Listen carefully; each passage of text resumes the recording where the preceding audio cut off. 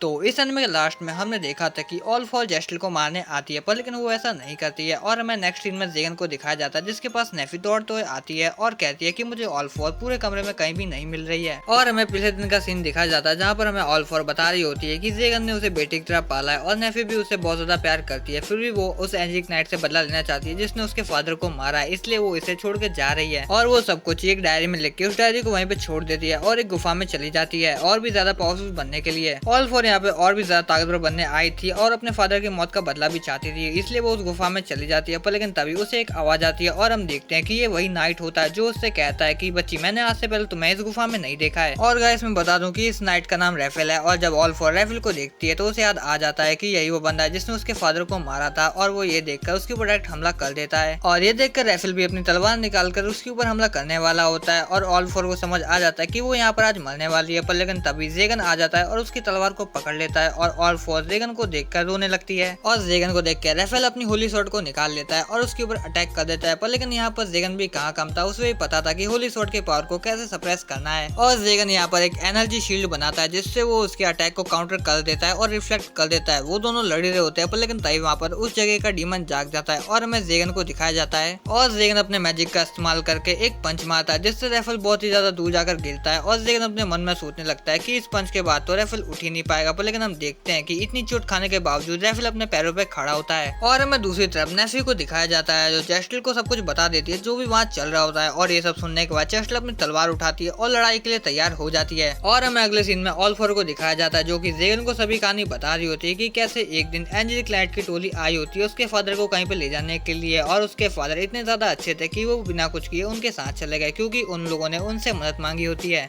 और मेरे फादर सभी ड्रैगनों के लीडर थे और बहुत ज्यादा पावरफुल थे और उनके पास बहुत ही ज्यादा ज्ञान था जो वो और भी लोगों को बांटा करते थे और इसी के लिए वो और मेरे फादर सभी ड्रैगनों के लीडर थे और बहुत ज्यादा पावरफुल थे और उनके पास बहुत ही ज्यादा ज्ञान था जो वो सभी लोगों के साथ बांटा करते थे, इसलिए वो उन लोगों के साथ चले गए। जब 7 दिन हो गए फिर भी उसके फादर नहीं लौटे, इसलिए ऑल फॉर ने सोचा कि वही अपने फादर को ढूंढ ले और जब वो अपने फादर को ढूंढने के लिए निकलती है तो उसको उसके फादर मिल जाते हैं। पर लेकिन वो देखती है कि एक एंजेलिक नाइट उसके फादर का खून पी रहा है और ये नजारा इतना ज्यादा भयानक होता है कि ऑल फॉर ये देखकर बेहोश हो जाती है और हम प्रेजेंट का सीन देखते हैं जहाँ पर रेफेल ये सब सुनकर कहता है कि अच्छा तुम उस महान ड्रैगन की बेटी हो तो तुम्हें बिल्कुल भी जिंदा नहीं छोड़ सकता हूँ और वो ये कहकर उसके ऊपर अटैक कर देता है और वहाँ तो जेगन भी उसकी मदद नहीं कर पा रहा होता है और उसको लगता है कि आज उसका खेल खत्म होने वाला है। पर लेकिन तभी वहाँ पर चेस्टल आ जाती है और उसके अटैक को रोक देती है और जेगन को इतना ज्यादा गुस्सा आ जाता है कि वो उसे वहीं पे मारने वाला होता है। पर लेकिन तभी उसे चेस्टल रोक देती है और वो रेफेल से कहती है कि आप वही हो ना जो एक संगठन की बात कर रहे थे जो होली नाइट्स और सॉर्सरर के बीच में लड़ाई ना हो इसकी पूरी कोशिश करते हैं। और ये सब बात सुनकर सभी को समझ आ जाता है कि रेफेल कोई भी बुरा इंसान नहीं है बल्कि वो तो भला मानुस है जो इस लड़ाई को रोकना चाहता है और रेफेल सब कुछ बताने वाला होता है। पर लेकिन तभी उस जगह का डीमन जाग जाता है और डायरेक्ट ऑल फॉर के ऊपर अटैक कर देता है। वो अटैक इतना ज्यादा खतरनाक होता है कि अगर वो उसे लगता है तो वो मर जाएगी। पर लेकिन तभी ऑल फॉर को बचाने के लिए रेफेल बीच में आ जाता है और ये अटैक इतना ज्यादा खतरनाक होता है कि रेफेल का एक हाथी उड़ जाता है और ये देख के ऑल फॉर बहुत ज्यादा शॉक होती है कि जिस बंदे ने उसके फादर को मारा भला उसकी वो जान क्यों बचा रहा है और उस डीमन ने ऑल फॉर के ऊपर हमला किया होता है। इसलिए जेगन उससे कहता है कि एक डीमन हो के तुम्हारी हिम्मत कैसे हुई मेरी बेटी के ऊपर हमला करने की और वो ये कहकर उसके ऊपर बहुत ही ज्यादा खतरनाक अटैक करता है जिससे वो एक ही बार में निपट जाता है। और जेगन रेफेल के पास जाता है और कहता है कि आखिर तुमने ऑल फॉर की जान क्यों बचाई और आखिर तुम्हें हमें क्या बताना है। और यहाँ पर रेफेल बताता है कि ऑल फॉर के फादर बहुत ही ज्यादा महान और ताकतवर ड्रैगन थे जो सभी की मदद करते थे, पर लेकिन लड़ाई में डीमन के साथ लड़ते लड़ते उनकी मौत हो गई और तुम्हारे फादर और मैं बचपन से बहुत ज्यादा अच्छे दोस्त थे और उनके आखिरी समय पे उन्होंने मुझसे अपना खून पीने के लिए कहा जिससे मैं लड़ता रह सकूं, इसलिए मेरा यहाँ पर कोई भी दोस्त नहीं है और मैंने तुम्हारे फादर को नहीं मारा है। पर लेकिन तभी बारबाडोस कहता है और जो तुमने 499 सॉर्सररों को मारा है उसका क्या होगा, जिस पर रेफेल कहता है ऐसी बात नहीं है बल्कि मैं तो सॉर्सररों के साथ मिलजुल के रहना चाहता हूँ, पर लेकिन जब भी मैं ऐसा करता हूँ तो उनको लगता है कि मैं दोषी हूँ और वो मुझ पर हमला कर देते हैं और वो लोग अपनी ये बात कर रहे होते हैं। तभी उस डीमन को होश आ जाता है और वो वापस से खड़ा होकर उन लोगों के ऊपर हमला कर देता है। पर लेकिन चेस्टल बीच में आ जाती है और उसके हमले को बीच से ही काट देती है और इस मौके का फायदा उठाकर जेगन उसके ऊपर बहुत ज्यादा खतरनाक हमला करता है जिससे वो पूरी तरह से खत्म हो जाता है। और चेस्टल के पूछने पर जेगन बताता है कि जो स्पेल मैंने बनाया है वो सामने वाले की पावर को खींच लेता है और उसी की पावर से उसके ऊपर हमला करता है। और हम दूसरी तरफ देखते हैं कि रेफेल की हालत बहुत ज्यादा खराब होती है और इसी वजह से जेगन रेफेल को थोड़ा सा हील कर देता है जिससे वो वापस से उठ के बताता है कि मैं जब भी किसी भी सॉर्सरर को कहता था कि तुम मेरे साथ में आ जाओ और वो डर के मेरे ऊपर हमला कर देते थे, इसी वजह से मुझे बचाव के लिए उनके ऊपर हमला करना पड़ता था और ये सब बात सुन के जेगन कहता है कि अगर तुम सबसे ऐसे बात करोगे तो कोई भी तुम्हारे साथ नहीं आएगा। और रेफल बताता है कि मुझे पता है कि चेस्टल को किसने जहर दिया है, और वो इतना कहकर वहाँ से चला जाता है, ये कहते हुए कि मैं उसको मारने जा रहा हूँ। और हमें उसी चर्च के फादर को दिखाया जाता है जो चिल्लाते हुए कह रहा होता है कि तुम एक नंबर के निकम्मे हो जो चेस्टल को जहर देकर भी नहीं मार पाए। फादर यहाँ पर ये चाहते थे कि चेस्टल के मरने के बाद वो शॉट किसी और को मिल सके जो सॉर्सरर को मारने में उसकी मदद कर सके। और जब वो देखता है कि उसके सामने रेफल खड़ा है और उसकी हालत बहुत ज्यादा खराब है, तो फादर कहता है कि आपको बहुत ज्यादा चोट लगी है, आइए मैं आपको मलम लगा देता हूँ। और वो अपने उसी जहर को बाहर निकाल लेता है। और जब फादर उस मलम मतलब उस जहर को उसके हाथ पे लगाने वाला होता है, तभी रेफल उसके हाथ को काट देता है और वो फादर को नीचे गिराकर कहता है कि तुमने लेडी चेस्टल को मारने की कोशिश की थी, इसलिए अब मैं तुम्हें जिंदा नहीं छोड़ सकता हूँ। और वो इतना कहने के बाद उसे मार देता है। और हमें दूसरे सीन का सीन दिखाया जाता है जहाँ पर चेस्टल और जेगन आराम से बैठ के चाय पी रहे होते हैं। और यहाँ पर चेस्टल आराम से चाय पी रही होती है, तभी उसके पीछे रेफल आ जाता है और ये देखकर वो थोड़ी सी घबरा जाती है। पर लेकिन तभी जेगन बताता है कि मैंने रेफल को यहाँ पर काम पे रख लिया है, कि जब रेफल कल मेरे घर पे आया था तो बहुत ही ज्यादा घायल था और वो कह रहा था कि मैंने अपना वादा पूरा कर दिया है, अब आपकी जो मर्जी है वो मेरे साथ कर सकते हैं।